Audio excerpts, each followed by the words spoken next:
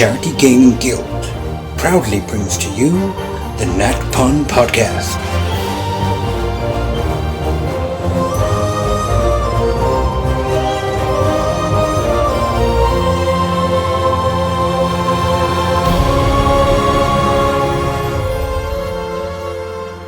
Hi everybody and welcome back to the Nat Pun Podcast. My name is Ash. I'm going to be your lead presenter for this episode. And I am joined today by my fellow co-presenters who we're going to introduce in time-honoured fashion with some wonderful adjectives. I picked some this week for you all based on what happened in the last episode you played in. Ooh. So as usual, I mean, one of them's really obvious what it means, but the other two not so much. So we'll do the definitions at the end because I like to think that we retained loads and loads of listeners for the introductions. That's nice. Were you Leary Poop, Andy? Yes, he was Leary Poop. Are you still Leary Poop? No, I went this morning. Oh, good. Excellent. It's a poo joke. So, I am joined by the canine comrade, Bertie. Hey. Canine comrade. Canine comrade. I thought that was a fair one because you made best friends with Patch last time, didn't you? I always will. Yeah. Was Patch in your notes from the last episode? No. So you don't love him that much. Well, there were also the only note that I took was Goblin, Giblet, Necklace. Excellent. But not Patch. Well, Patch is in my heart. Oh, I see. He's in your heart, not in your notes. That's right. I see. And who are you playing, Bertie? I am playing Vesper Guildstone, Fighter Battlemaster. Nice. We're also joined by the Steezy Andy. How do you spell Steezy? According to my notes, STEEZY. Yeah. Right. I'm glad that was a T, not an L. It is a T, not an L. It's not a sleaze. No, not at all. Not at all. How are you, Andy? You all right? I'm good. Good. Yes, thank you very much. I'm pondering what Steezy could mean, but we'll find out, no doubt, in good time. You certainly will. And who are you playing today? I am going to play, I hope, the legendary G Spot, who is a Kalashtar, yes, that's a word. Kalashtar Ranger with a secret. With a secret. Will we find out what your secret is in this episode? Do we already know the secret and you've just forgotten No. that we know the secret? Well, possible. No, I don't think you do. Okay. No. Okay. Maybe we'll find out. And of course, we are joined by the Gaper, John. That sounds very sketchy. It does sound sketchy. That's why I had to take a closer look at my notes because I read it and went, is that right? I think it is. Gaper, like caper, but with a G. Yeah, unfortunately, we are at the mercy of my handwriting, which is a small problem, but I'm pretty certain that's right. But if I'm not right, when you hear the definition again, just stick it in the comments or wherever you're listening to this podcast so that we know that I've made a mistake and I can apologise in the next episode. How are you, John? I'm good, thanks. Good. And who are you playing? I'm playing Adonis Malleus, a Dragonborn wizard. Excellent. Right. Ready to play some D&D? Oh, yeah. Let's do it then. So, for the benefit of our listeners, I have levelled up. We are now level 4. A whole level 4. And he still doesn't know what his character does. No. Now he's got more stuff to remember. Yes. Okay, a quick recap on last time then. So we started with a lore deep dive on the All Havens calendar before returning to our heroes as they left Mistfall for their 60-day journey to Timberminster. As they travelled, they came across a broken bridge, but with no way to cross, they climbed down into the chasm between the two mountain ranges. Further into the journey, a frozen waterfall was happened upon, and when trying to investigate, frozen ice methods tried to warn the group away, but through their persistence and some strategically placed magic from Adonis, this turned into a full-on fight. As things progressed, the ice methods unleashed their pet polar bear, and although the party did prevail, it was a hard-won fight. The more than eventful journey continued as the party found a goblin-run ski slope. The party enjoyed skiing and had some handmade beverages before continuing on, which I think G enjoyed more than others, didn't you? I think so. Yeah. Remember what they were made of? For a point of inspiration, can you remember what the drink was made of? I want to say Goblin P. Have a point of Thanks inspiration. very much. You can have inspiration. So G and Adonis had a little set to about Adonis being able to fly whilst trying to cross the bridge. And while this was happening, Vesper was sodded with Adonis's dog familiar, Patch. After some discussion, the group left the mountains for the Forest of Fortitude. This dark and dangerous forest consumed the party as they tried to get to the city. The journey was reasonably uneventful until the group came across a young child. Adonis had some kind of link to the child, and despite Adonis's best efforts, the child was killed by G, following some scary occurrences. This caused some tension, but the group pressed on, eventually arriving in Timberminster, which I think was where we left things. Mm-hmm. So you guys have arrived in Timberminster. Now you've left the edge of the forest and you come up to this city, and it is a vast, sprawling city. Everything's made of wood.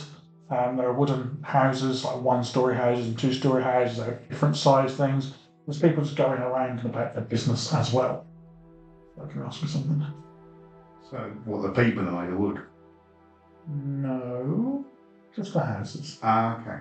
It's not Pinocchio Town. Well, you said everything, so it's... No, the people are people of all sorts of species as well. There are elves and gnomes and humans and all sorts. Okay. You venture into the town itself, and you see a large building which looks to be some kind of a tavern called the Rising Hackles. And outside the tavern, there's quite a large poster. And the poster says, "The hunters leave their mark after dark." So this big moon symbol with a big kind of exclamation mark over the top of it. Does that mean anything to us, the hunters? You can make a history check if you want. I remember something, but I don't know if it's something that my character remembers or I remember. What do you remember? Wasn't there like a werewolf-esque something about Timberminster? Would you like to make a history check as well? And we'll see if Adonis is... No, you're Adonis. See if Vesper's like, world knowledge is any good. 13. 13. The hunters doesn't like ring a bell to any specific group of people. It could mean any range of things, from the hunter-gatherers all the way up to like organisations like the Dragon Shield Guild, who will go out and hunt people and things like that. So you don't get any kind of specific thing from it. Mm-hmm. So do I need to make an athletics check to break away from the group to go straight to the tavern? No, you could just go straight in if you want to. I'm off to the tavern. You're off to the tavern. When you go somewhere with a toddler and you've been holding its hand and it breaks free and just starts running off, it's like, go there anyway. What did you get, Vesper? Got 16. 16. So you will know that there are rumours, and only rumours, that the people of Timberminster are cursed with lycanthropy. Okay. So they are... All the people is the rumour. That's the rumour. Wow. Like, it's a broad stroke, but that's what the rumour says. Ooh, how is Patch reacting to people as Patch is a dog? How is Patch reacting, Adonis? He wants to go into the tavern. Does he run up He's as currently well? tapped under my arm, trying to follow into the tavern. As you walk towards town as well, you do see a little sign that says "Dogs more than welcome." I mean, if everyone's a lycanthrope, that'd be pretty bad. They're like, Yeah, so, no, you can't come in. Cool. So, G, the door of the tavern bursts open. You step inside, and you find yourself in a stereotypical tavern. There's a roaring log fire. There's plenty of tables and chairs. There's a bar with casks of ale behind it. All sorts of spirits on the wall. There's a barkeep who stood wearing a fur waistcoat with a really long handlebar moustache, and there's lots of people dotted around drinking. It's quite a nice atmosphere. It's quite fun, quite jovial. Barkeep. Looks like I'm polishing a glass. Could you send me over with 2 of your most powerful spirits, please? 2? I gotta have 1 for each hand. Of course. I've got this whiskey. Oh, that sounds great. Just 2 gold pieces, please. No discount? Oh, you're new in town. We'll do 1. Oh, that sounds perfect. You're my man. Set him up. Gentleman Traveller, what's your name as he pours these drinks out for you? Well, my name's Gary Spot, but you can call me G. G. Well, welcome to Timberminster, G. Thank you very much. Most courteous. Take it you guys are going to come in as well. Yeah. Disagree. And anything for the 2 of you? What would you have, dear? What time of day is it right now? Kind of late afternoon. Okay. Do you have like a energetic hot beverage? Energetic hot beverage. Do you have coffee in these parts? Yes. I could have a coffee, please. I'll get you a coffee. I'll bring it over. And for yourself, sir. Do you have any wine? Yes. Only the best. Buttersweets. 2 bottles. 2 bottles. Well, depending on the price. It's 10 gold pieces per bottle. Alright, 1 bottle. 1 bottle. 1 bottle. So 1 bottle and a cup of coffee is 11 gold pieces, please. I'll hand that over. Thank you. He gets you a bottle of wine, Adonis. He makes you a cup of coffee, G. I don't like What? everyone's name. Vesper. Is it because I haven't shaved? Is it the beard? I Is that don't the know. problem? I think we need name badges. Do you know what? I'm going to sidetrack from the campaign here. On a Tuesday night, John, how many people are round the table on a Tuesday night? 7? 7. How many times do I mess up people's character names? Every time. Every single All the time. time. Every game, every time, everyone gets called everyone else. It baffles me because you've got initiative trackers, so I imagine you've got their names written on the back so you can see the names as well. Yeah, I have. I'll still get it wrong. I just like to point out, though, an obvious act of favouritism here that Donnie's got charged 10 gold for his wine. I got charged a gold for my whiskey, but Vesper got... Well, no, he got charged 11 gold for his wine and for my coffee. I missed that bit. You were about to take umbrage to the Yes, the free coffee. free coffee. It cost as much as your whiskey. It's all good. Yeah. You guys find a seat, you pull up a chair around an old table, and you sit down. Are there any like plush cushions in here? Yeah, there are some comfortable looking I'm going chairs. to grab an extra one and just put it down in that patch. Just give him some scritches. And the barkeeper walks over as well with a bowl of water. He gets down and goes, I thought the dog might like a little... Oh, thank you very much. Oh, you're great. So, As the barkeep... Oh, is he staying to talk to us? Sorry, he's staying... he's still there at the moment. Alright. No, wait, it's fine. So what brings you all to Timberminster? Well, do you want the long version or the short version? The short-ish version. Towns are going missing. No. Yes. Yes. What towns are going missing? Like someone's in a line? Yes. Small towns, nothing too major. Just a few hundred people at a time. Yes. I think the last one to go missing was... Well, Stormwood was the first one. And then Moonhelm was the next one. And we think Mistfall probably will be next. We've got a year. Oh, But... plenty of time then. Yes. So why Timberminster? Because it was the closest. Oh, I see. I have no idea where these towns are. Born and raised here. Oh, nice. Never left. Never needed to. Do you have any advice for us as visitors? Yes. One very important piece of advice. Uh-huh. After dark, Uh-huh. stay inside. Why? There's been some unusual folk about.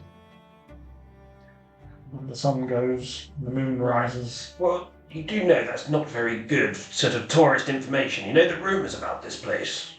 Yes. I'm aware of some rumours, yes. Oh, okay. What rumours? Oh, everybody hears the lycanthrope. As soon as you say that, the whole tavern's go dead silent, and everyone turns and looks at you. It's a rumor. I don't know if it's true. You would have heard it. People talk about you. I'm not judging. I think it's pretty cool, actually. I love dogs. Make a persuasion check. Super persuasive.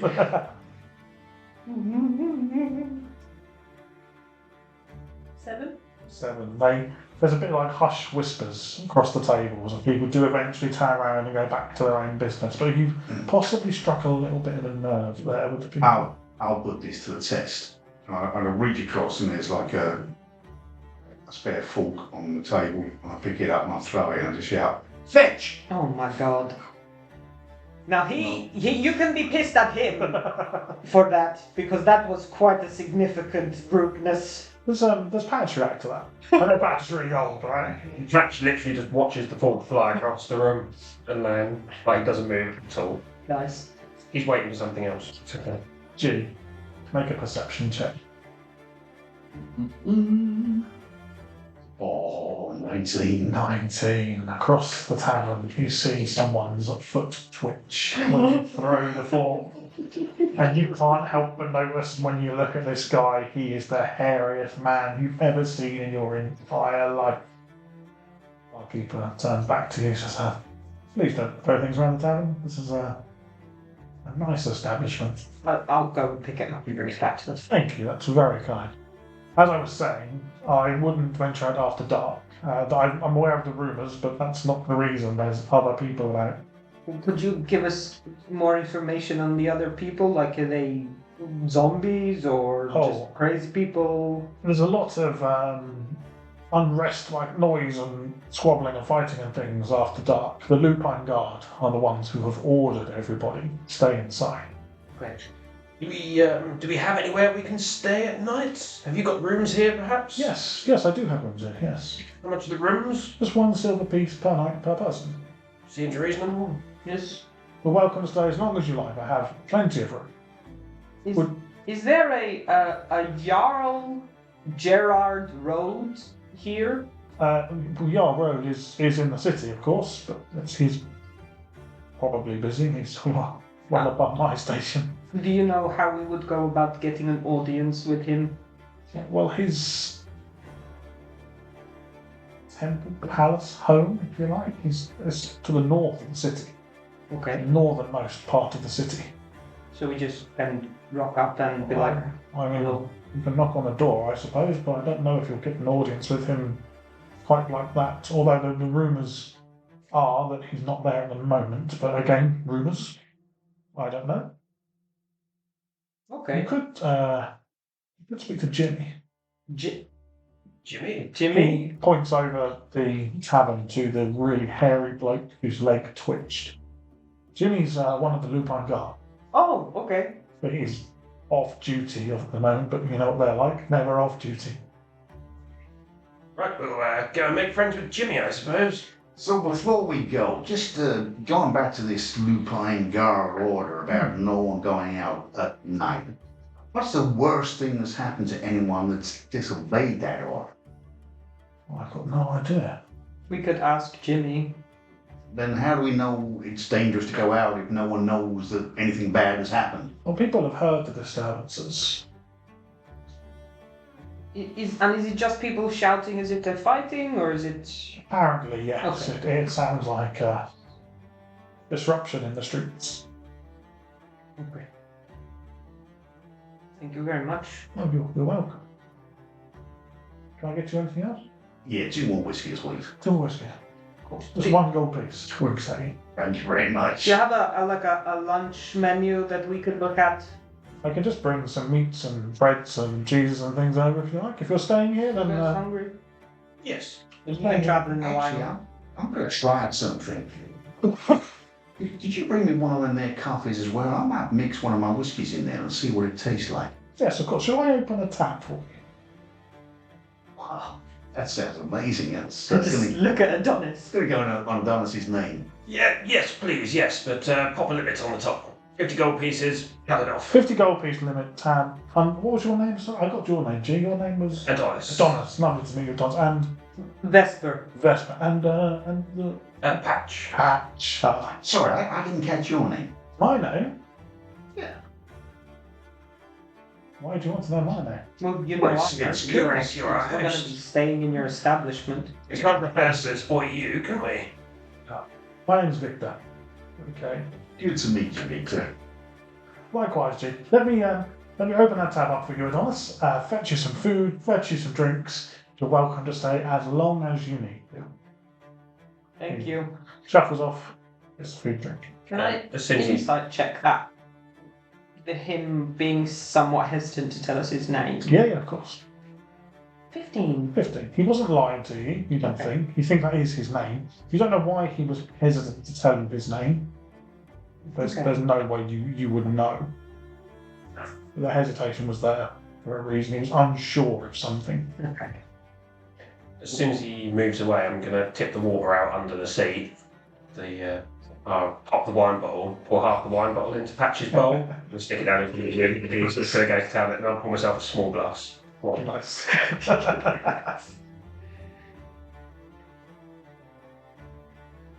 That's brilliant. Head over to Jimmy. Mm-hmm. Hello. You approach Jimmy. He's sat at a table on his own, facing the fire. He's in one of those kind of leather chairs, like the nice leather chairs, the pallid ones. He's got a whiskey, and his face is scarred and wrinkled. He's quite old, about your age probably, Andy. He's seen a thing or two. Is he as old as Andy the Dwarf? No, he's not as old as Andy the Dwarf. Okay. Not that old. He sits there, you walk over, say hello, he kind of looks up at you, glances at you. Hello. I have a feeling we are going to be very good friends. Yeah. So, what can I do for you? We were hoping. Did you guys go? I should just turn around. You're not there. I don't know, I feel like it'd be weird just to crowd this kind of line. So I'll turn around as if they're behind me, and then gesture back to the table where they're sitting at. We were hoping to ask you some questions, if that's okay. We need to see the Jarl. Jarl? Gerard? So, as a complete stranger, you walk into a tavern with a dragonborn, with a dog. Uh-huh. You offend the entire tavern. That wasn't intentional. One of your friends throws cutlery across the tavern and yells out fetch. That was intentional. And you want to meet the Jarl. Yes. You are the last people I would take to meet the Jarl. But you haven't got to know me.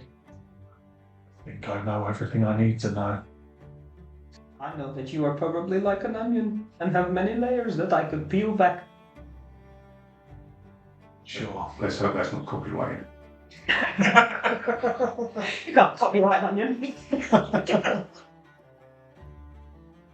Maybe I am like an onion, but I'm an off-duty onion, I'm a tired onion, and I'm a thirsty onion.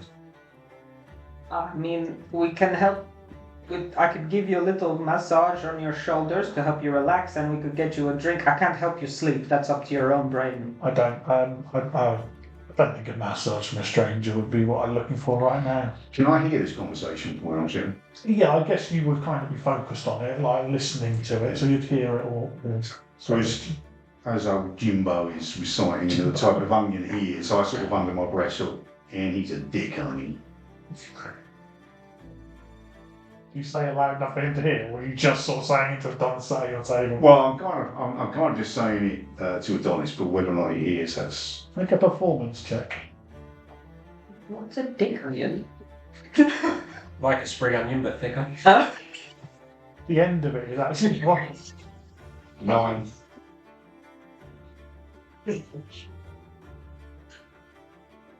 Probably have to go over what it is. Go over and sense it. Ends and store. 9. Oh, you time it at just the wrong time when you're in a social environment and the volume kind of comes down and you say something a little bit too loud. Exactly what happens. Jimmy looks over and glares at you. Do I hear that as well? Oh yeah. Okay. And I'll just kind of stomp back to the table. Perhaps my friend would like a drink after his hard shift. Trying really a very charismatic person, and I don't know why I get myself into these situations. But it was going that way. I thought if I offered him a massage, he's off, so he's been working, and he's, and help.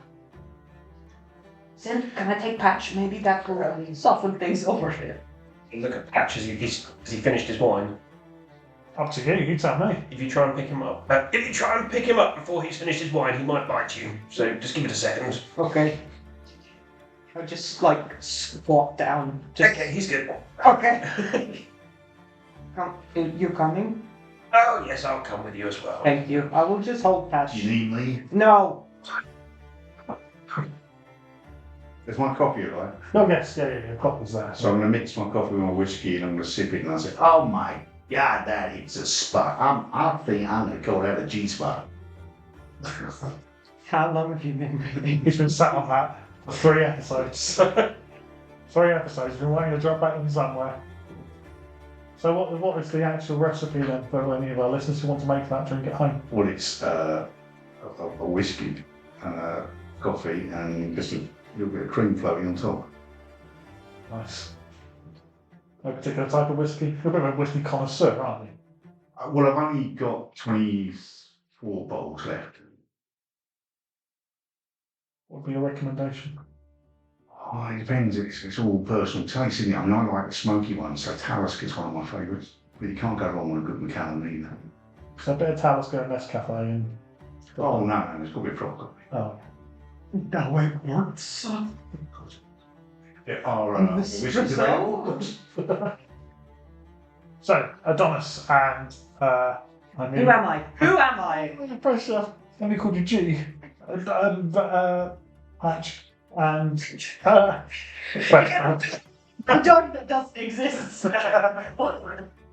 It's fine, I'm just writing You walk over to Jimmy. Is there other chairs around where he's There's one other chair. It's like got a small table, side two big leather table, yeah, with 2 big chairs. I will go and sit in the other chair so I'm not standing over him. I will sit cross-legged and put Peach in my lap. He looks over you, Adonis. That's who's taken. By who? Me. Right. Well, let me borrow it for a moment whilst we buy you a drink. Okay. What do you drink? Whiskey. We'll flag over the barman. It comes over. Yes. Can I buy this gentleman a whiskey? Oh, yes. The same one you had before? Well, whatever G was drinking, that seems like good stuff. Did have the cheap stuff. Okay. I'll put it on your tab, Adonis. Thank you. Whoa. I asked you for the best spirit you got, and you give me the cheap stuff? Well, I had to make sure that you were a man of substance first. Would you like some of the good stuff? Hells yeah. Excellent. I'll pour you the good stuff. I'll put it straight on Adonis's tab. Adonis! That's your tab run out, my friend. You're at the limits. Thanks, Jim. He brings over a whiskey to you, G, and you take a sip, and it is the nicest whiskey you've ever had in your life. It's full of flavour, and it's perfect in every way. Is it cast strength? Sure. If that's a good thing, yes. If that's a bad thing, no. I literally settled back into my chair and I'm almost hugging the glass. Sniffing it and sipping it gently. You're enjoying yourself. We're having a lovely time. Keeping the table warm. It's the best relationship he's ever had. Do you have any relationship with them? No. Victor comes back over and gives Jimmy the whiskey. Jimmy just looks at it. Looks at you. That's for the dog. It's for the dog, isn't it? Victor, could you get him the good stuff? I will pay for it. Of course. Victor brings another glass over, his glass down.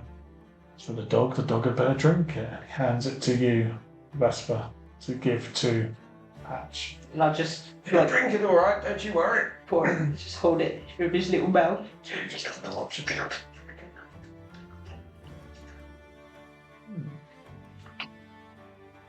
That bloody dog will drink anything, I tell you. Appreciate you just finished a shift, but we need to speak to the Gerard Road. And we understand that you might be able to tell us how we might be able to get in touch with him. Road's not in the city at the moment. Right. Do you know when he'll be back, or has he left an advisor? We don't need him specifically, but we think he may have information. Has he got a librarian, perhaps? He is due back in the morning. There's some issues that he's tending to in the forest around the city. Creepy girls. No. Well, that's the issue we came across Yes. when we were in Yes. the forest. Creepy girls in the forest. Yes, the creepy girl in the forest. Well, unconscious, wasn't Oh, she? yes. Yes. Yeah. I suppose creepy is my perception of her. She might not have been. Whereabouts?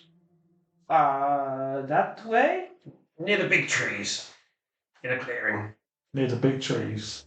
In the biggest forest in the world.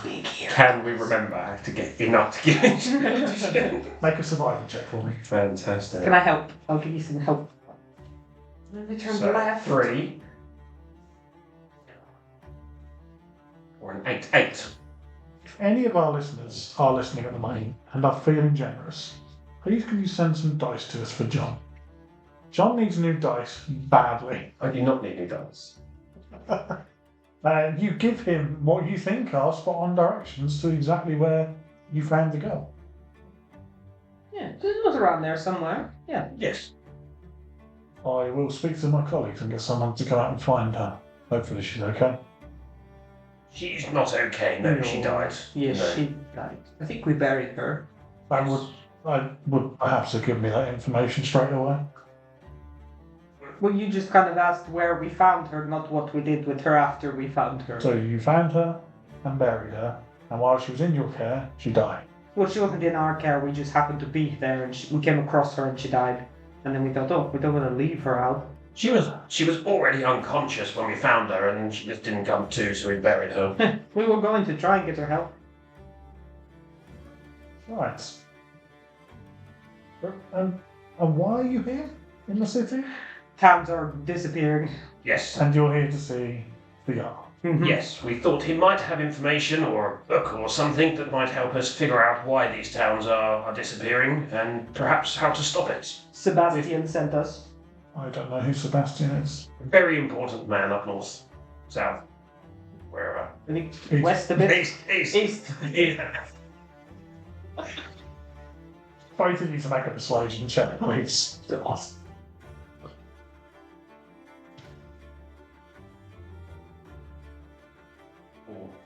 14. Are you sure you don't want new dice? Yeah, very true. Douglas, he just looks at you and shakes his head. Vesper, he looks at you. And pats his head. I will go and speak to the Jarl Okay. and relay the information that you've told me, including the information about the girl who died when she was with you. And we'll see what he says. He is a wise man. Thank you. We also found this little box, and I'll pull out the box with the triangles and blue powder. Do you know anything about this? Have you ever seen anything like this before? It means nothing to us, but it tastes like spices. Could be good. No. Not very well. I can take that to the Jarl as well if you want. It's up to you. I would say no, just because we don't know what the box is, and if it turns out to be a booby trap or cursed or something, I don't want us to be the ones who have like given it to the Jarl. So we can be cursed, that's cool, but we don't want to inadvertently curse him. And if it's exotic spices, you'll have to buy it from us, because I don't think you can get exotic spices for food around here. I thought it was ashes and he just licked someone's ashes. I'm very confused. So you've got a box, you don't know what it does, you're worried it might be cursed, but you've eaten some. Yes, absolutely right. Right. We're I complicated. think it would be great I agree. on deer. It'd be great on some venison. Maybe we can put it on the meats that we get for lunch. Sprinkle I it. will keep that in mind. What's the dog's name? He's a very good boy. He looks like a good boy. He's a lazy ass. Doesn't do very much. Yeah, you shouldn't be so harsh on him. No, he's old. He deserves it. No. He used to run around when he was younger. But, How old is he? 78. 78. Yes. That's quite old. Are you talking dog years or people years? People years. Yes. I just lift him up in front of my face. Bleach! You are very old man! Oh, you poor baby. His breath stinks as you God, hold it close to your face. It's okay, he's cute. Lovely. Well, enjoy your stay. Don't forget, make sure you stay in after dark. Yes. What if... Do they have inside toilets here? I will look around for an inside toilet. You can't see an inside toilet where you are. Victor! Yes! Do you have inside toilets here? Every room's an ensuite. Oh, nice. Okay, that should be fun. What happens if we hear like a child screaming for help? We still stay inside or we can go and help? You absolutely stay inside. Can we throw stuff in the windows if it's right outside? I would prefer you didn't, Okay. although as a group you do have a history of throwing things. Can we look outside? even if we don't go outside? I suppose. Just try not to draw attention to yourselves. Okay. Oh, I like the intrigue here. What do I see? The ghosts really want to go outside. I know he do. Definitely just saying this in front of him. Oh, travellers. What's G doing at the moment? Well, having heard the instruction not to draw attention to himself, he's formulating a plan and he has this cheeky little grin spreading across his face. He has a plan. Excellent. That's what I like. G with a plan.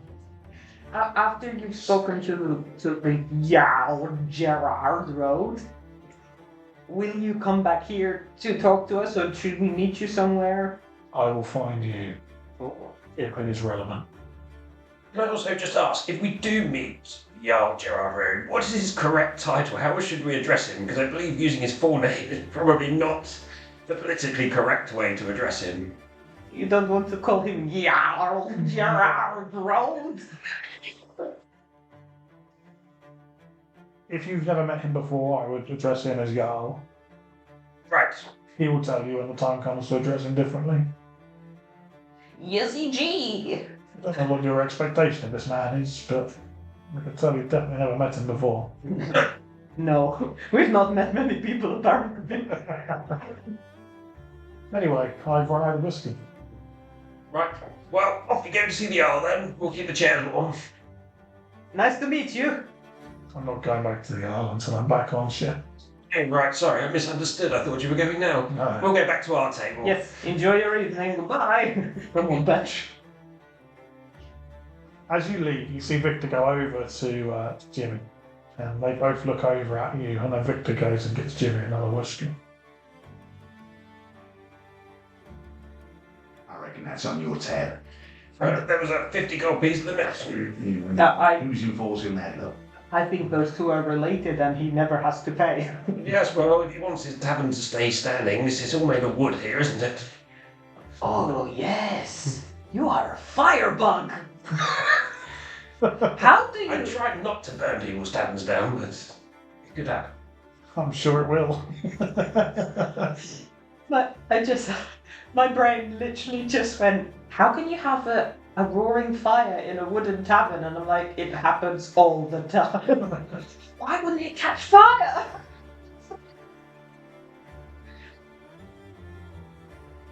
Oh dear. Exactly. That's it. Yeah, well now my intelligence is a 0 rather than a -1, so the fact that I worked it out myself is leveling up. Actually pondering the big questions. Right. So, drinks, bed.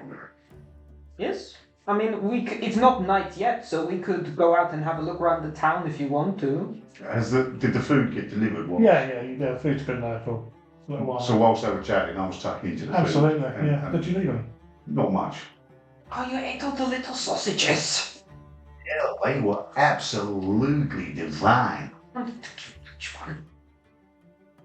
He'll be alright, he'll eat salad too. Really? Any old crap, yes.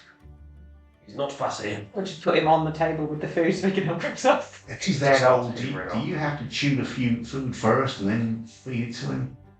No, he seems to manage okay. If he chokes, you just whack him up on the back and it kind of falls out, it's alright. Good to know. Like with people. Yes. Yes. Can I get a perception check from everyone, please?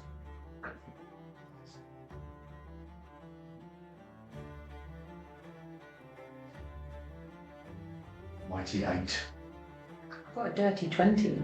Oh. 17. Oh. Guys woken up now. Well, I have been drinking. Yeah, that's true. Vesper. Mm-hmm. You notice there's another figure sat in a darker corner, almost the opposite corner of where Jimmy is sat.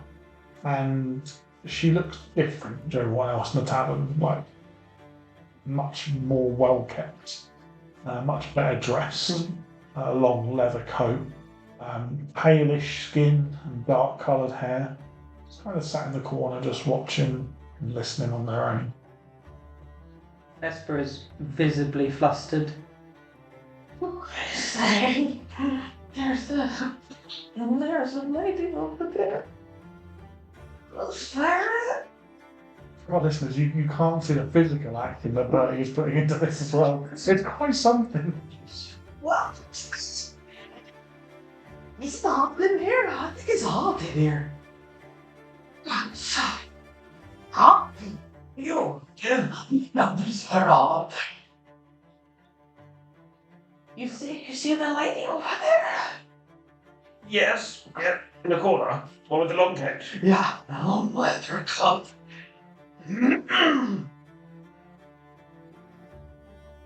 Perhaps you should go and speak to her.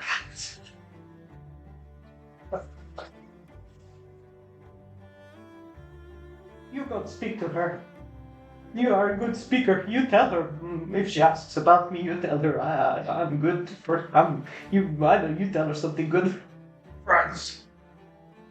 Very well. I'll get up. I'll start strolling over towards her. As you approach, I just whistle out loud and shout across this woman, "Hey, miss!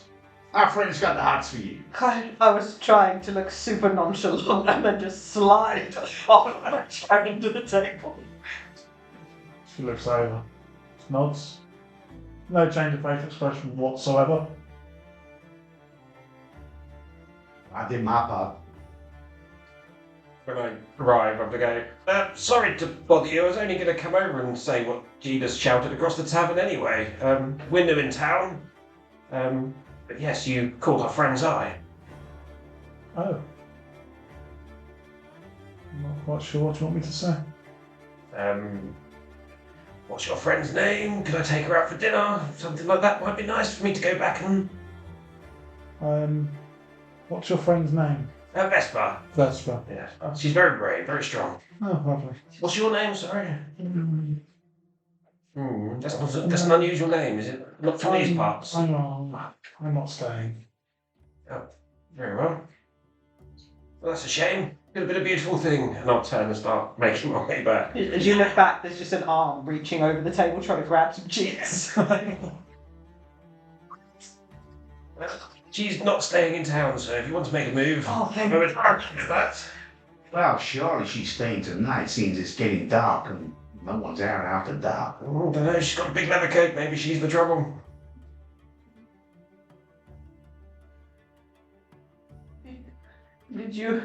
Were you super subtle and Absolutely, yeah. Absolutely. made me look? Yes. Wait, what did she say? She just said she's not staying? Yes, she said she's not staying, unfortunately, so she can't take you out for dinner. Okay. Just kind of awkwardly get back up onto my chair and just start drinking my coffee. As you sit back on your chair, you notice she stands and starts walking towards the table. Just slowly start sliding back. Like that awkward thing when you're like, oh, half up, half down. I'm going to pick Patch off the table, so hopefully she doesn't see that all the food's been... Even I try and help out. I start brushing all the crumbs at the table and the floor. She approaches your table, she stands there, looks at you first, G, and then you, Adonis. And then under the table, Vesper, isn't it? Just slink back out and sit up straight. Try and sit nonchalant. Yeah. Yes. Vesper, your friends are idiots. I'm not going to argue with that statement. But, yes. That's all I have to say. Okay. Enjoy your stay in Timberminster. Now that she's closer, can we get a better look at her? Yeah. So I'll tell you what, everyone make a perception check. Let's see how much you get about this woman. 19. Wow. Ooh, 16. Okay. With a 16 and a 19, you're going to get a little bit more. Jim, you kind of get what I've already told you. Be more interested in a drink, probably. She's quite tall. She's wearing this long leather coat, and underneath there's what looks like leather armour with a couple of daggers and almost like a bandolier of small vials of liquid going across her chest. She's got long, but really clean and well kept dark hair and very pale skin. Not that she's undead pale. Mhm. She's just pale complexion.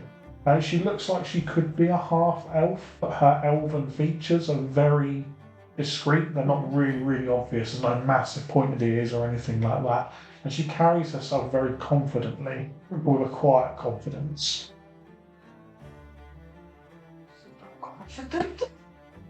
Hey, Vesper, I think you dodged the bullet there, because now she's up close. She's got a face like a smacked ass. You are correct. They are the most biggest idiots in the universe. Do you not want to maybe join us as fellow travellers?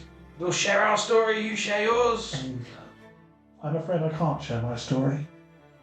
So mysterious. However, as new travellers to Timberminster, I would urge you to stay inside this evening. You're going outside this evening? It is part of my job. And what is your job exactly? Can't talk about it. You can't even give us your job title. No. Wash her up. Closer than you What's might your think. power? She washes up. Oh, a washer up. Wash her up. Yes. I thought that was slang for like, what's your rate? Sorry.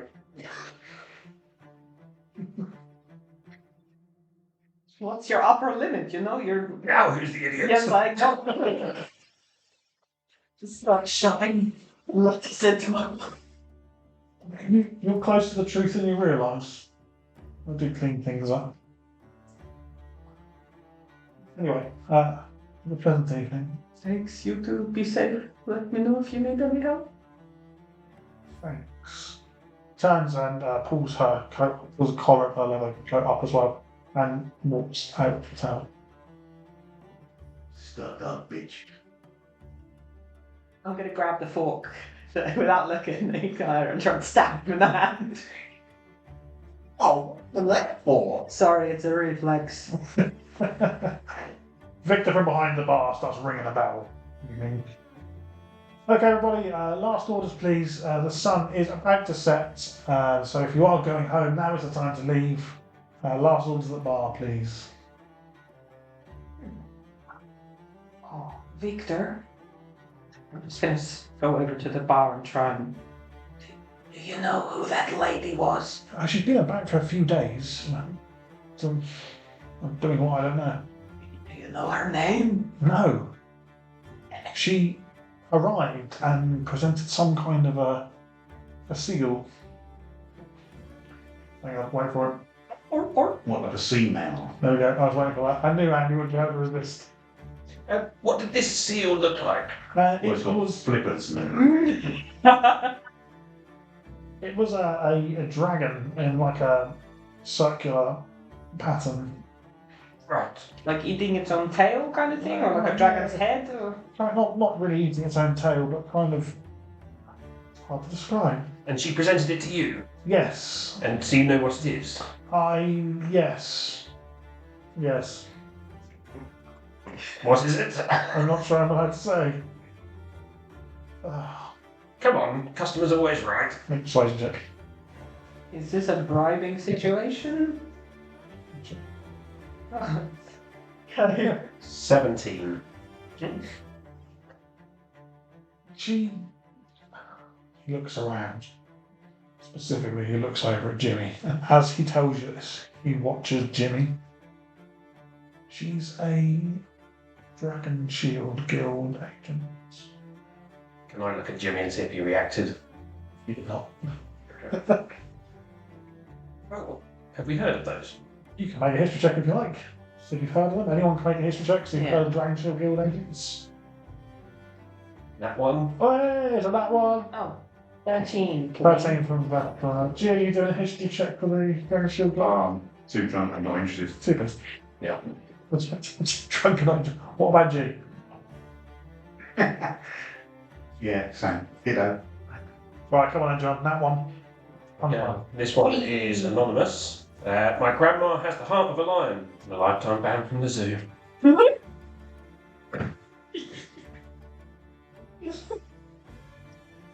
Straight away. Yes, it was fun.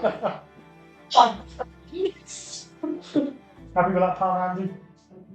I'll give that about 7 out of 10. 7 out of 10. I thought that was Pretty pretty good. good. That's pretty good. And delivery was nice from John as well, I think. Mhm. Good delivery. Yeah, yeah. Right, yeah. So, right, pun critique over. What did you get, Bernie? I got 13. 13. You've heard of the Dragon Shield Guild, only in like whispers. They very much work in the shadows, so you don't know many details about them. Only that they are a politically controlled organisation who involve themselves in lots of different things across the world. Right. Specifics, not too sure. In a real world, would it be like the CIA, like secret Yeah. agent type stuff? Yeah, it's like the James Bond of the All Havens. Ooh. Right, and Jimmy and his lot aren't too happy they're here, or don't know they're here, No, perhaps? it's not that, it's just that I'm not supposed to tell you. Oh, right, fair enough. Well, thank you for telling us. Well, I've got a good feeling about you. See? This is what I'm talking about. You get some people who are like, oh, you're gonna kill a baby, and other people who are like, I don't get it. We've done this, we've spoken to you exactly the same way as we spoke to him, and he was all like, judgy. Killed a baby? No, I was talking hypothetically. When people make assumptions about you. Deception. I mean, I technically haven't killed a baby. Am I doing deception? 16? Oh, okay. When you say that and you're challenged, you notice that G does kind of look pretty awkward and shies away.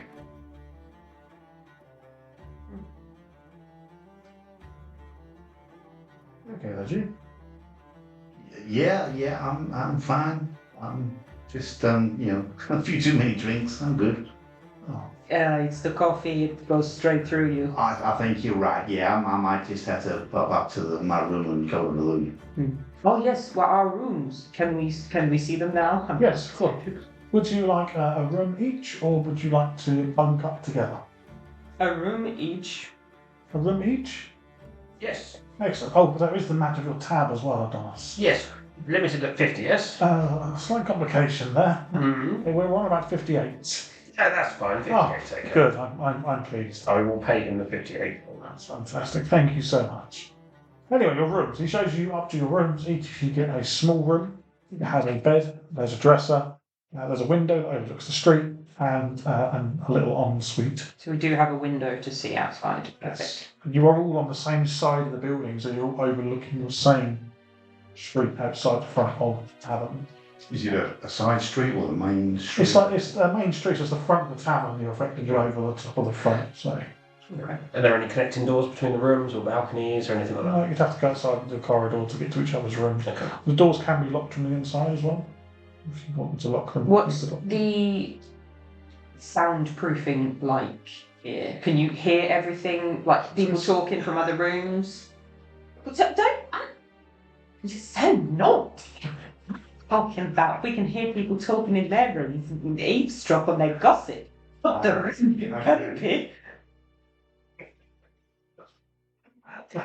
This is just a wooden tavern, so the soundproofing is not great. Okay. It's made out of plank. So we can. And can we hear if there's anybody else in the rooms up here? You don't hear anybody else, but then you do remember that Victor did say he didn't have anyone else staying here at the moment. Oh yes, that would have been a good thing to remember. Of course, I remember. Yes. Absolutely. No. What do you guys do? It's a good time for the night. Has it started to get dark yet? Yeah, the sun is setting. Sunset. I'm taking to heart the fact that we're not supposed to draw attention to ourselves, so I open my window, I drop my trousers, revealing my bare arse, and I shout, "Hey, Timberminster, get a look at this, guys!" See, you two can both hear that, but you can't see what's going on. What? Gee, what are you doing? I'm just keeping my head down, making sure I don't draw any attention to myself, the usual. Oh, okay. You hear some shouting from the stream below, and there's a guy stood down there, and he's wearing like a light blue tunic with some brown trousers. He's wearing these gloves with like metal straps across the knuckles. Oi, you! Yeah, what do you want, man? Get in there and close the window. Or what? or you'll be arrested. Okay. Why are you out of the window? Well, not all of he's out of the window. Oh dear. What is he doing? He's just exposing himself to the streets. You got your willow whacker? No. Are you mooning in a town that has lycanthropes? Well, I guess when you put it that way, that probably wasn't the best thing to do, was it? If you get bit on the butt, it's not my fault. Okay. Damn. You can still get your ass out the window. No, I reluctantly put it back in, so I don't want to be arrested. The guards go off, the sun sets, the moon comes up. It's peaceful, it's quiet. You can hear people walking outside. You assume it's just the lupine guard. When you peer around, you do see people dressed in much the same way as the guy that told you to behave yourself. They're not armed, but no weapons as such, but they do have these kind of knuckle duster type gloves that they're wearing. They do a few kind of laps, just a routine kind of route. Can we notice anything about the straps on him, like the colour? Yeah, make a perception check.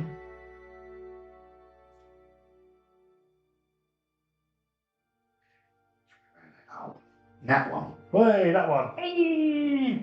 Fine. I have been drinking, but I want this one. Yeah. We've got 2 bags of puns at the moment. We've got old puns and new puns. I've gone for a big pun. Big one. Really? all that paper. That's 6 words.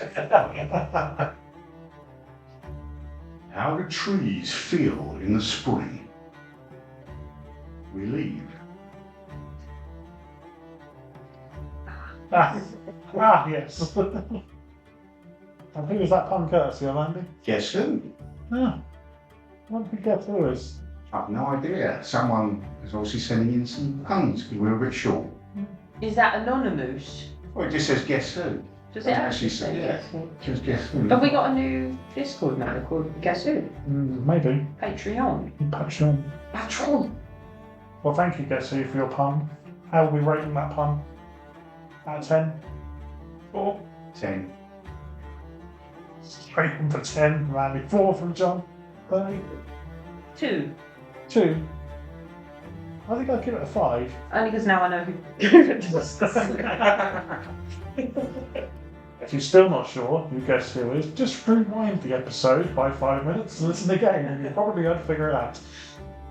Right, they are metal, these straps.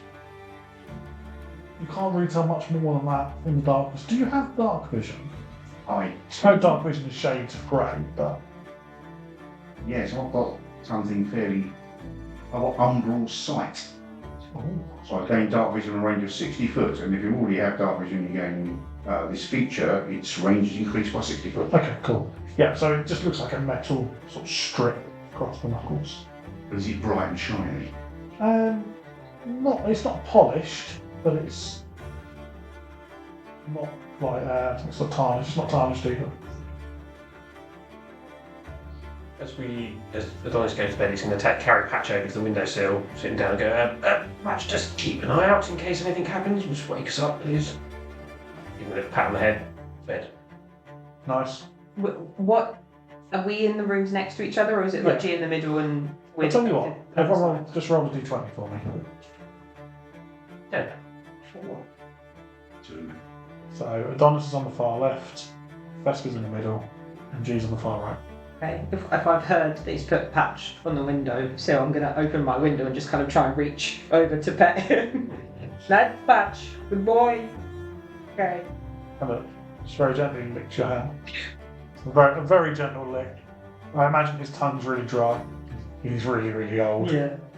My boy.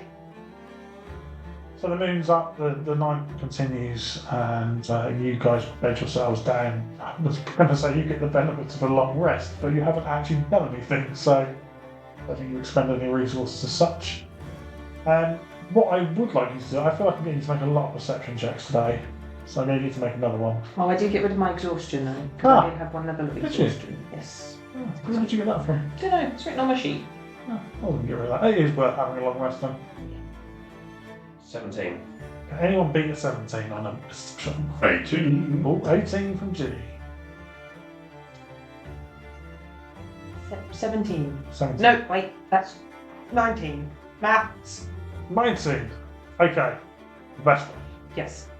They're shouting outside in the street and you wake up with a start. Okay. You can hear this shouting. Just sounds like noise. Can't really understand it.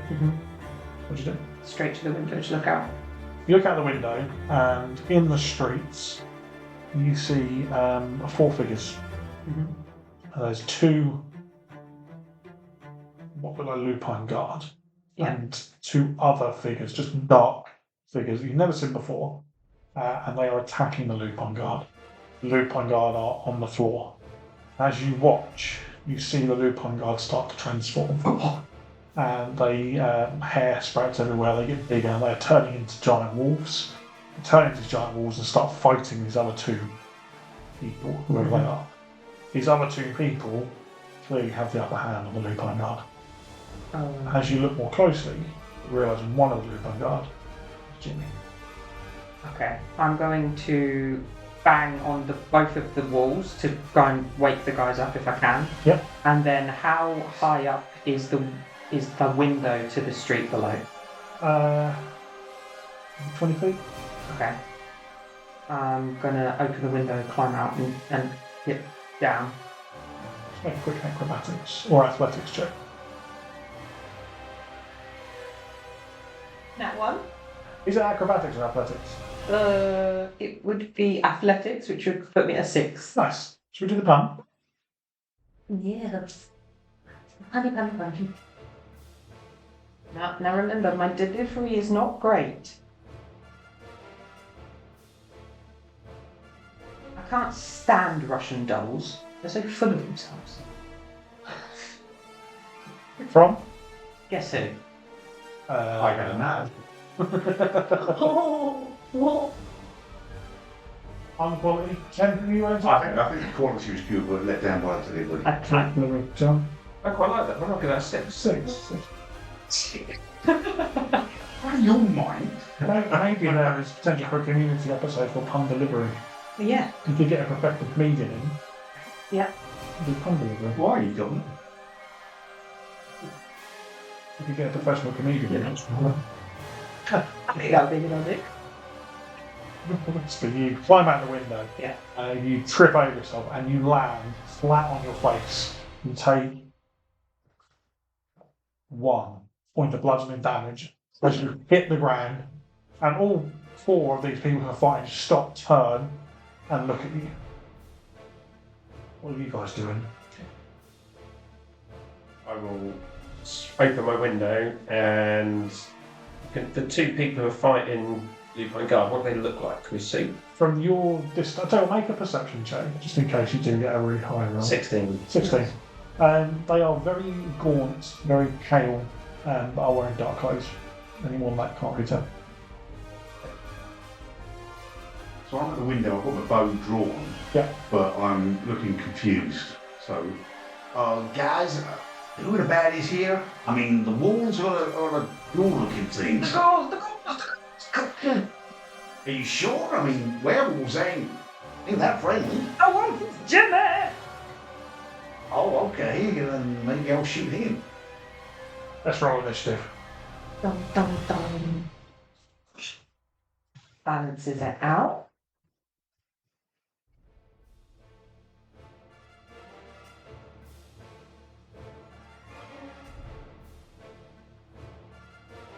Talk amongst yourselves for a minute. So what did you do? Weekend. It is the weekend. Oh, crap. I've got a podcast. Me too. G, what'd you get? What'd you get? 32 divided by 2. Adonis? 13. My maths is terrible, so I'm going to 16. Is that alright? 16. I'm helping. I tell you when I figured it out. Sorry, I completely missed what you said, John. Oh, I didn't miss, I just forgot. 13. 13, thank you. I got a nat 20 for a 22. Ooh! It balanced out my nat 1.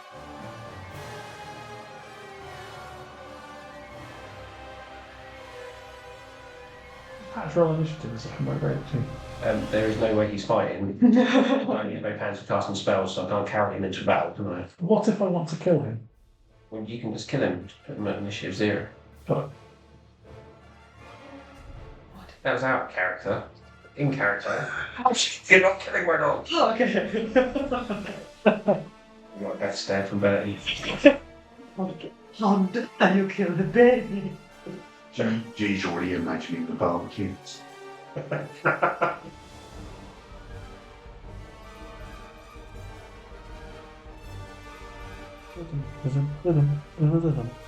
Assuming it's already it's not important. Yes. No, don't. This is where all the good stuff comes from. I like listening to them. We can make it an ASMR session. What? Oh, for fuck's sake. ASMR. Where have we spoken about this before? Yeah, but I can't remember. It's like a people like listening to people making sounds. I don't know. Yeah, it's like someone eats a cucumber into a microphone. Yeah. Which isn't good for the people who can't stand Do you enjoy that, John? chewing food. Horrendous. No. Like Cookie Monster. Anyway.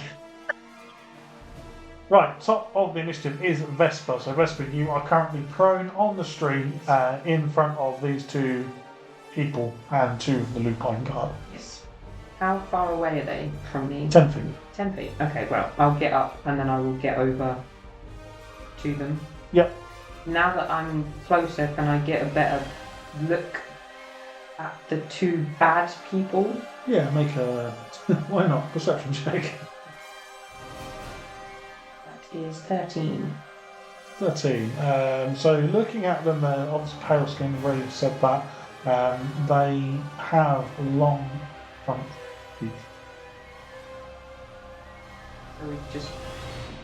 Vampires versus werewolves, kind of. We walked into the set of Underworld. Cool. Okay. I was going Twilight. I wasn't going Twilight. No. Okay. Do I know any... Can I do like a history check to see if I've ever come across them, fought them before, to know what would work, what wouldn't work? Yeah, sure, go for it, yeah. Maybe 13. Apparently vampires don't like the sun. Okay. I'll shout to Adonis, "Can you make the sun come out?" And then I will try and stab one of them with my scimitar. Go for it. Maybe not. An 8 to hit? Swing with a scimitar and as a vampire steps to one side, they are quick. They're really, really quick. Okay. 7. That's all I can do. Okay. Okay. We're currently in the window still. Bow drawn. Okay, I'm still kind of. I'm shifting my aim between Jimmy and one of these vampire things. Yep. Yeah, my heart wants to shoot Jimmy because I don't like him. But my head says I ought to shoot the vampire things. So I loose my bow. I cast Hunter's Mark first Nice. on one of the one that's opposite Jimmy. one that's opposite Jimmy. Yeah. Cool. Which is the one that you didn't. You would attack the other one.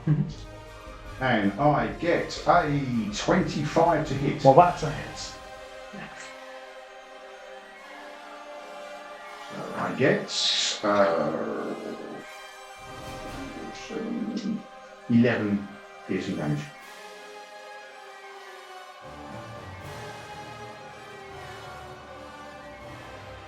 Arrow flies through the air and strikes Vampire in the chest. He stumbles backwards. He doesn't bleed. So, he doesn't bleed. Well, that ain't usual. I'm actually quite chuffed with the fact I actually hit. I'm doing a little jig in the window. With your arse out. With my cats are still around my ankles. Yeah. Anything else from G? No, that's it. I'm just, really the fact I hit something. Happy. Adonis. So Adonis Picks Patch up from the windowsill, throws him onto the bed out of the way, and then reaches his hand out, and 3 fiery rays shoot down and hit, aim for the one opposite Jimmy. Okay. So 6. So that's a 22, a 24, and a 14. So the 14 will miss. He dodges that one. With dodging that one, he gets right in the way of the other 2, which both smack into him. 15 fire damage. Nice. Is that with both of them? Yeah, Combined, yeah. just combined, yeah. Roll bad. Look at You rolled that. Wow. So this vampire is hurt, but by no means out of the fight. He turns, he looks towards you, Adonis, looks up at you, G, realises you're too far away, so lays into Jimmy. Can I use my reaction protection? Yeah, creature within 5 feet gets attacked. Use your shield to impose disadvantage on the attacks against that target. Absolutely, there. What do you actually do? So I kind of, because I wanted to get up next to them, so the shield that I had in front of me, I'm just going to kind of lock my arm next to his, so that it's covering his body as well. So Cool. it's more difficult to him. So, He's a wolf, so I guess it wouldn't be his arm. I just put it in front of his. You hold his paw. I'm going to squish his neck while I'm putting the shield on.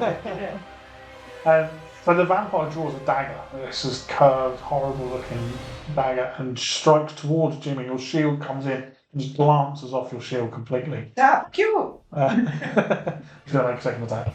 Is it disadvantage on all attacks? Yes, Yeah. until the end of my next turn. That's going to be an 18 to hit Jimmy, which hits him, and Jimmy falls unconscious. The hell? Second vampire is going to attack you, Vesper. 16, the first attack. Yes, that will hit. So you're going to take 5 points of piercing damage, Okay. and as the blade digs into your skin, it burns, and you see the skin around the wound start to turn black. You also take 7 points of necrotic damage. Okay. Nice. Second attack. Ooh, that's a 23. Yeah. So you'll take another 5 piercing and another 7 necrotic. Okay. The second lupine guard leaps up and attacks the vampire that's just stabbed at Vesper. This.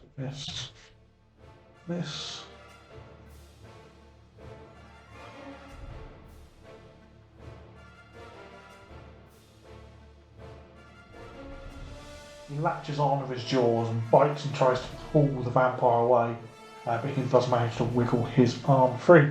Next in this order is Patch.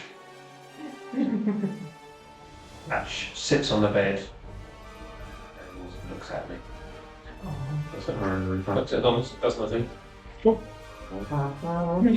So ups his head, does that? Ups his head to the one side. Top around Vesper. Okay. I cannot do anything to heal him. So.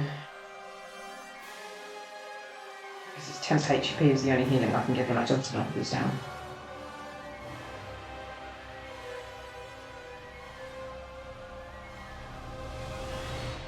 Alright, I'm just going to try and attack the one that bit me. Okay, yeah, go. Stab me. Shave me. Come on. 16 to hit? A 16 is a hit. Yes.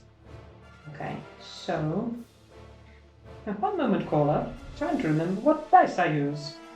Can I use a superiority die to do a goading attack? Yep. What does that do? So, goading attack. I get to add a d8 onto the damage that I do. They need to do a wisdom save, or they have disadvantage on attacking everybody but me. Cool. So, Yep. Nice. The wisdom save for you. 13. I got a 7. Okay, so they'll have disadvantage on all the attacks against anyone but me. Yep. And then I get to add a d8 to the damage that I do. Which is this. And this. So, 10 points of damage. Cool. So this is a rapier strike? This is my scimitar. Scimitar, sorry, yeah. So you strike with the scimitar. Again, it doesn't bleed. It's really weird, but you can see that he is wounded. He's hurt. Right. I'm just going to check my weapon mastery thing, because this has something called Nick, and I don't know what that does, so I will find out. Nick to make the offhand attack, is that one? Yeah, so Nick, if it's a light weapon, you get an additional attack, which can be made as part of the action rather than using a bonus action, Okay. Dual wielding. I believe. Well, I can't do that because I've got my shield, so that wouldn't work. Cool, thank you.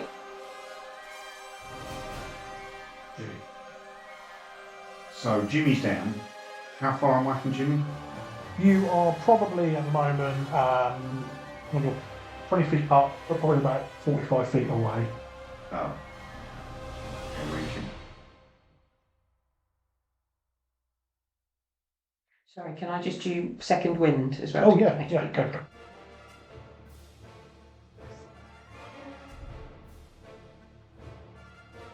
My little spirit is going to pipe up. Jimmy, you know what you got to do. It's the right thing. Oh, hell, I don't want to let you go. You really have got two sisters. So I'm going to go out the window, jump down. Presumably you want the acrobatics, Yes, I do. which I get a 17. Yeah, you're fine. Land on your feet. I'll Best as pressed. continue the remaining 10 feet of my... And then I'll shoot my bow at the same creature that has the mark on. Yep. For a nat 1. Hey! It's another pun.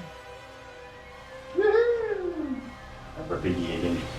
This would be the other end of the A4 sheet of paper.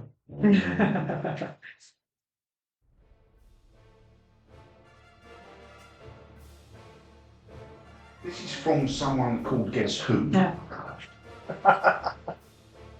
That's just a bag full of you. For you. Why do people love Switzerland? Well, a flag is a big plus, and unlike Canada's, which I can take or leave.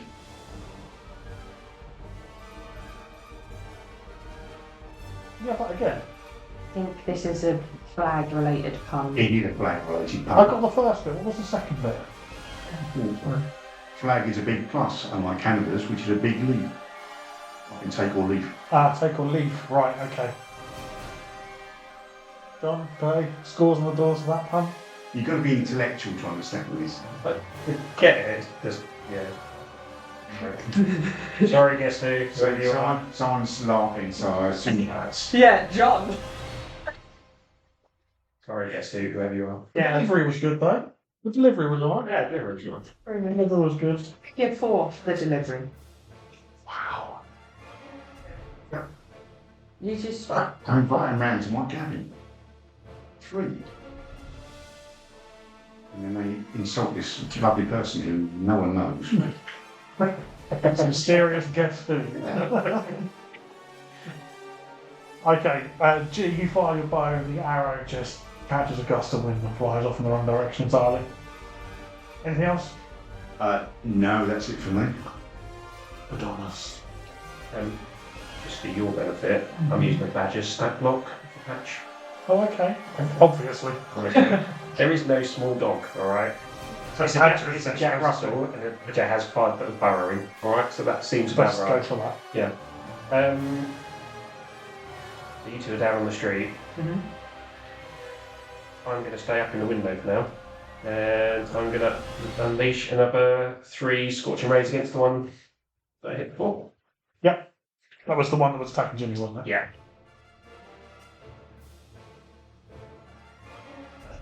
21, Mm-hmm. 13, and a 15. So the 13 misses, the other 2 do hit.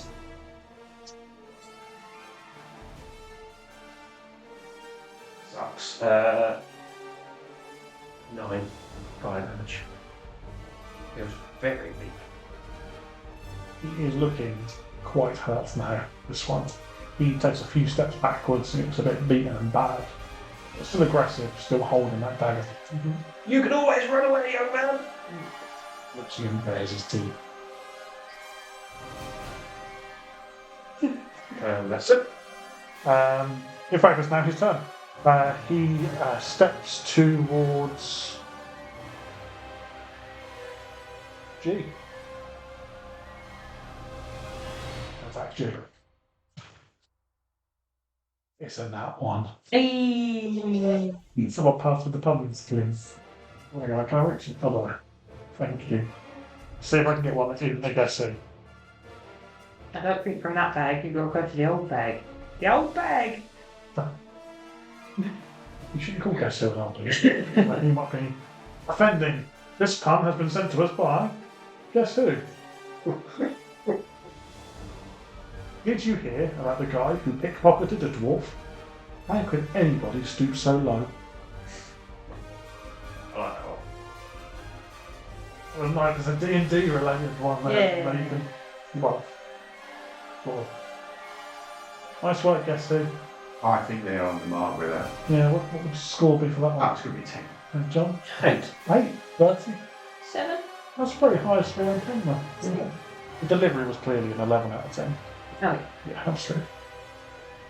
Yeah, so that attack misses. The second attack against G again. That's a 23 to hit you, G. Yeah, don't that take- would hit. 5 points of piercing damage, and again, this burning sensation. You take another 7 necrotic as well.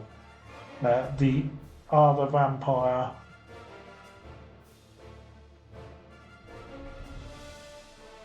Vespa. Mhm. Use your toe to toe. That will be a 19. Yep. So that's 5 piercing, 7 necrotic. Second attack, that's going to be a miss, and it's 7. The last remaining wolf, he is really badly hurt, so he breaks away, licking his wounds, and that means it is now Hatch's turn. Hatch sits on the bed with his head cocked to one side. Sit. What are you doing? I was expecting something amazing. Use a badger stat block, Ash. Making the badger stats go for. maybe Just maybe the he's got an existing itch. well, Maybe he just yeah. starts scratching behind his ear a little bit. Okay, alright, fair enough. Curls up into a ball and starts to go to sleep. On the bed. Vespa, Yes. what would you like to do? I'm gonna try and go for the one that looks badly damaged. Yep. Which is the one that was attacking. If he was hitting Jimmy. Jimmy. Jimmy! Ooh, yes. 23 to hit. That's a hit.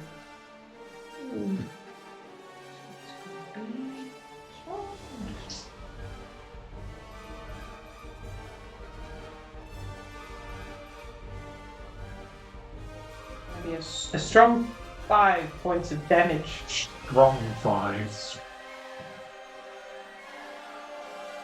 Oh. Again, he sort of staggers backwards a little bit. Hurt, but definitely not dead. Anything else from Vespa?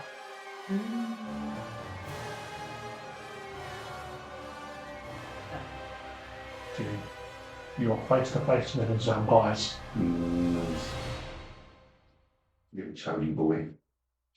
Okay, I'm going to have to use a scimitar. Okay. I'll use that dice.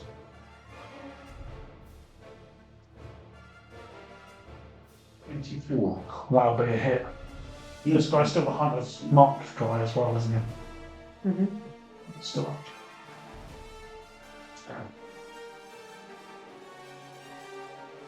8 points of piercing piercing. 8 points of piercing damage. But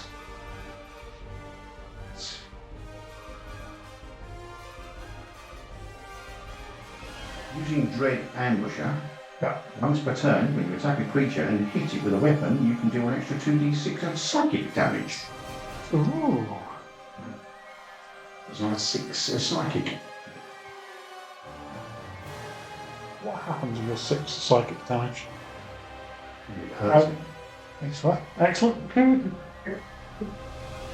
But what happens? Does it radiate from the arrow? What does it look like? Well, You can see. Given it was a scimitar, then no. Oh, sorry, yes, scimitar. Yeah, it just radiates from the blade. As the blade slices into him, the psychic energy radiates into his body. He screams out in pain and steps away from you. He is severely hurt. Now, actually stepping away from me, does that prompt opportunity? No, it's only like a step backwards, not like a run away. If he was to run away, then yes, but he's not quite there yet.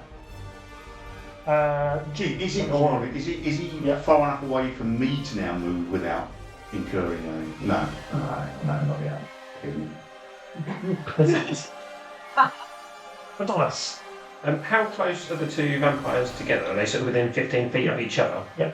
Okay, cool. Adonis is going to turn to Patch and go, stay here, Patch, I'll be right back. He's going to climb up on the windowsill and jump out the window. As he falls, he's going to use bonus action to put his wings out. Okay. He's going to swoop over the top of the two vampires and use burning hands to try and blast both of them. Nice. Can I get a dex Very save nice. from both vampires? Okay, so the first one, the one that isn't Hunter's Marked. 12. And the second one, 12. Same off way. Okay. It's not much damage. 11 damage to both. And we'll check that actually. No, it wouldn't be 12 damage because one's another one. First one you hit is hurt. Second one you hit dies. Yes. What happens? How does it die?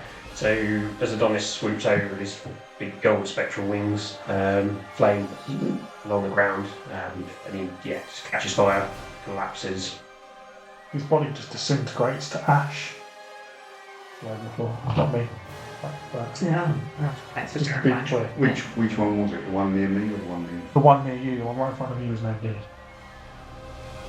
And then Adonis swoops up and is hovering in the air. Cool. And the other vampire is going to use a bonus action to disengage from Vesper. He steps back, mutters something under his breath, and then throws a dagger at Adonis. Natural 20. Yeah, that hits. You are going to take 10 points of piercing damage and 14 points of necrotic damage. As you feel this dagger just burn and it just sort of radiates through your body. Second attack, same target. 12, That hits. 5 piercing, 7 necrotic. Adonis collapses in the air and falls into a heap. Oh, Adonis is down. Oh no! Oh no. It wouldn't be a battle without one of us going down. The lupine guard, who kind of retreated, bounds over to Adonis' body and stands over the top of him, protecting him. Patch? Is he gone? Because you're down. Familiar's still there, aren't they? I don't know. No, I think they stay. They stay? Okay, Yeah. cool. He's asleep on the bed. Oh. I thought he was going to like go into some kind of rage and come and kill the other vampire, but no. Honey badger rage. Honey badger. He is the most useless familiar. He's maybe having a little dream, so his back legs start going a little bit. From the round. That's Okay. I'm going to go for the... So the vampire that disengaged, are they trying to get away or did they just move away? They kind of moved away, they backed up, haven't turned their back on you, but they're trying to make space because they're hurt. Okay, well I'm going to move straight in. Yep. I'm going to do goading attack again. 23 to hit. Absolutely, yeah. So they have to do a wisdom save.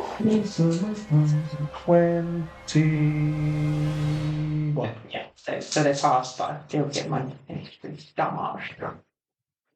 Ooh, nice. So 15 points of damage. Cool, yeah. He's hurt. And he'll have... No, he doesn't have the disadvantage because he made the save. Cool, nice, yeah. So I have a quick question. Question. The rally specifies it's a bonus action. The goading attack doesn't specify it's a bonus action. So can I still do the rally?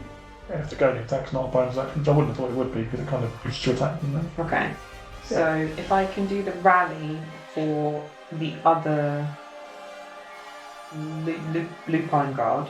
Yep, the one that's protecting Adonis's body. Yes. Yep. So he's going to get some temp HP. Nice. Just to give him some protection. So it's one of those. So he will get 7 HP, temp HP. Cool. Yep. That's me done. Happy about that? He kind of gives you a knowing nod. G. So who's closer to me, Dice or Jimmy? Jimmy. Okay. I run over to Jimmy and I cast Cure Wounds. Cool. And he gets 8 points of health back. Nice. Jimmy comes back around. Still in wolf form. Anything else? I'm tempted to throw a stick, but I better not. So, I just turn. How far was I from? Oh, sorry. No, yeah, that's it. You happy? Yeah, I'm happy. Adonis. Death saving throw, please. 12. Oh, it's a pass. Yes, It's a pass. Vampire. Again, he's going to take a bonus action to disengage from Vesper. Son of a... Move away, and he's going to throw a knife at you, Vesper. Go on in. 17? 17. 17. Yeah, he hits me. 5 piercing. 7 necrotic. And then he will also throw a knife at the guy standing guard over against his body, which will miss. Jimmy stands up, gets on all fours, and runs towards this other vampire. He will take his full action and bonus action to get there, because he can't do anything else. Patch. Gets up from the bed. Strolls very slowly up the bed, climbs onto the windowsill and sits on the windowsill, watching what's going on outside. Good as the boy. Vesper. I'll move towards the vampire again. Yeah. Stop running away! You are a baby! 17 to hit. It's a hit. And that is 6 points of damage. Starting to look quite hurt at this point. G. How far away from Adonis? 10, 15 feet. I'm going to lower that and cast Cure Wounds. For a massive 5 points. Nice. Gets him up though, doesn't it? Gets him up. Good G, saving the day. MVP. I think that goes to Patch. Adonis. Where am I? Lay on the floor. Look up. Thank you, G. I'll stretch my hand and I'm just going to cast Firebolt on the. Actually, yeah, Firebolt. Mm-hmm. On the vampire was worth it. That's a natural 20. At 26. Nice. And this is D10. Wonder if that's D10 done. Double dice. Oh, double dice. Double dice. 12 fire damage. Yeah, this guy's messed up. Like, fully messed up now. Disfigured. Huge cuts and gouges taken out of him. I'm not going to stand up because I'm underneath a massive dog. So I don't know which way, like, where's my head, which way's he? My legs get to my feet, and do I sit up? Yeah, you're I'm gonna put you're my face. 69 and a werewolf. Yeah, I'm just going to stay very still. It is the vampire's turn. Vesper, you hear him say, quite quietly, but loud enough for you to audibly hear it. There's a complication. Other people are here. He stabs at you with his dagger. Who's the complication? What? Natural 1. Ah, Little pun. Little pun. Sucker. yes. Little pun. I'm going to go right. I'm going to go deep. Oh, don't think. Said you never. Sorry? Said you never. You can cut that bit out, it's fine. I might keep it in. So that's in that as well. This has come from. Guess who? Ay. I'm glad I know sign language. It's pretty handy. It's a good pun, but It's true. yeah. It's more of just a. Do you actually know sign language? And that's Just that. well, I think that's a universal sign language. That's one. I don't think Are you sign trying to language. order think about? AB's, so vowels, A-E-I-O-U. Uh-huh. So it's A, B, C, D, E, F, G, H, I, J, He is currently signing L, this, M, N, just so you know. O, P, Q, R, S, T, U, V, W, X, Y, Z. Value pros clap. Very Think about impressive. And also fantastic podcast content. I thought so. Yeah. Yes. If you want to know what my hands are doing, look it up on Google. Second attack, he's going to go against Jimmy. He's always going to miss. This vampire is obviously shaken. Jimmy's going to attack him back. Bear with me, he's got 3 attacks. Ooh, nice. Jimmy.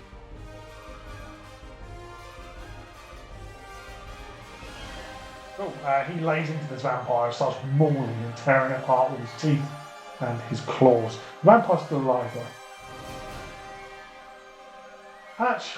Patch is going to jump down and get a kill, isn't he? If Patch jumps out the window, he's going to die against the thing. Patch is going to do that. He's going to sit there on the windowsill watching the film. Can you at least howl? He lets out a Jack Russell bark. Immediately, Jimmy's head's like, what's that?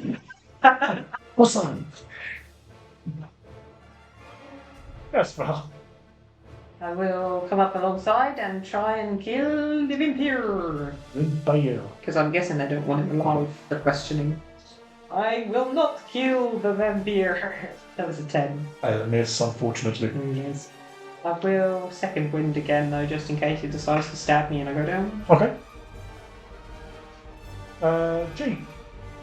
I'm going to launch an arrow towards the remaining vampire for a dirty 20. Nice, yeah. So initially it's going to be 6 points of piercing. Yep. But again, Dread Ambusher once per turn I can do this, so 2 points. Nice. Another 7 of psychic. How'd you kill him? As the arrow hits him in the eye socket, he staggers back, and then you can see the effect of the psychic damage vibrating his brain, and his head just explodes. Do you empower arrow yourself? Like, does it come from your spirit? It just comes from the rule book. Jumping some flavour here, Andy. Where do you want it to come from? Is it G empowering it, or is it, I can't remember the spirit's name now? Yeah, G's empowering it. Cool. He has gone down a path in his training, and he's managed to pick up this skill. Nice. The arrow flies from the air, pierces the eye socket of the vampire. The vampire falls down, hits the ground, and begins to burn. As it burns, you hear in your mind, I can see you. I know you're there. You may have killed my underlings, but I'm still alive. Okay, guys, did anyone else hear that? No. His head just popped! You didn't hear a voice?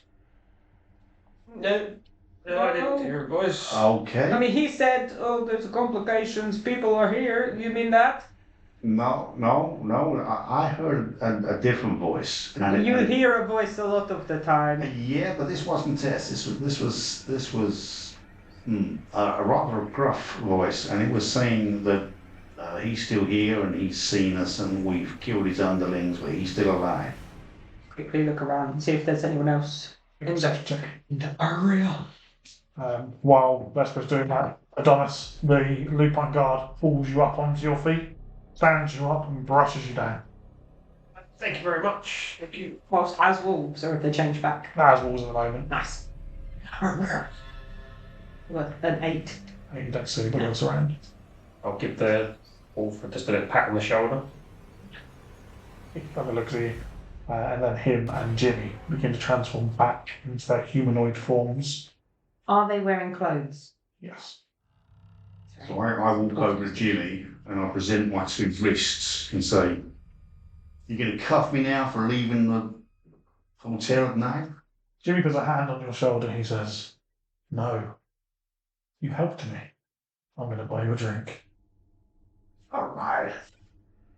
It is the next layer of the onion. I appreciate you helping, even though you shouldn't.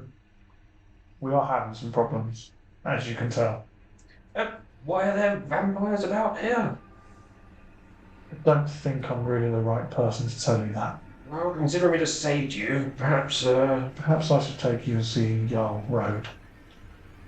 It leads you off into the night as you head towards Rhodes Mansion at the northernmost part of the city. Wait! Before we start walking off, I run over to the window. I'm like, okay, John, I catch you. He jumps off the windowsill but sort of slips and starts spinning. Make a slight hand check. Okay. 19. That's you catch him. But upside down by his back legs. Okay, let's go. You head off into the night and you can see kind of silhouetted against the moon this massive mansion that sits above the rest of the city overlooking it. This has to be where Jarl Road lives. And that's where we're going to end this session. So exciting. Well, that brings episode 4 of our campaign to a close. But of course, we do have to go back and give you what those words meant. Yes. Right at the start. Oh yes, the most important part. Yeah. Obviously, being a canine comrade is pretty straightforward, which you've lived up to in this session. Oh yes. Save and patch. Andy, you are steezy. That is apparently a word used to describe someone who's good at skiing. Oh. Apparently. And gaper, apparently, is a word used to describe someone who's bad at skiing. From your last episode, you had some issues with the ski lift, didn't you? I did have some issues with the ski lift. So there we go. That brings episode 4 to a close. So thank you very much for listening. Don't forget to go into the show notes below, join us on the Discord server, submit your puns. So we haven't got to have any more Guess Who puns, although their quality is slightly varying. So we might get some good ones yet. Maybe. And come and join us on Facebook. Check out the events section. Come and play some D&D with us. We'll be at those events as well. You can say hello and you can actually see what we look like as well, which you can find out on the Facebook page too. And one last quick thing, just a quick reminder, week 1 of the month will always be our campaign sessions. Week 2 will be downtime led by Andy. Week 3 will be your fireside chat led by John. Week 4 is our community episode. And for those months that are 5 weeks long, we give you a break from us on week 5. There won't be any releases on that week, so just the first 4 weeks of the month. Anything to add from my fellow co-presenters before we close the episode? No. Of course. 2 heals, 1 kill. How'd you get on, Vesper? What do you mean? Oh, just saying. I saved a dog. Well, he snapped its rear legs in doing so, but hey ho. He doesn't use them anyway. Excellent. Well, thank you very much for listening, and we will see you all next week for downtime. Bye. Bye-bye.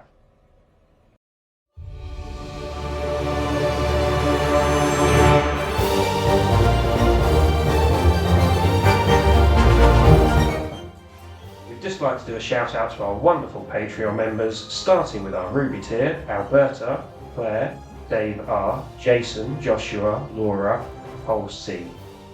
Our Sapphire member, Gary. Our Emerald members, Stuart and Neil. And over to the Diamond Geezers, we've got Ash, Bertie and John, neither of whom are actually very important. We've got Chris L, who I think that's leprosy. Lizzie, Martin M, Neil, Zeke, and as of today, a brand new member. Welcome. Guess who? That's me, in case you didn't know. And our Obsidian members, Dave F, JP, Niall, Becca, and Ethan. And finally, the ruling council members, Crispy and Sophia.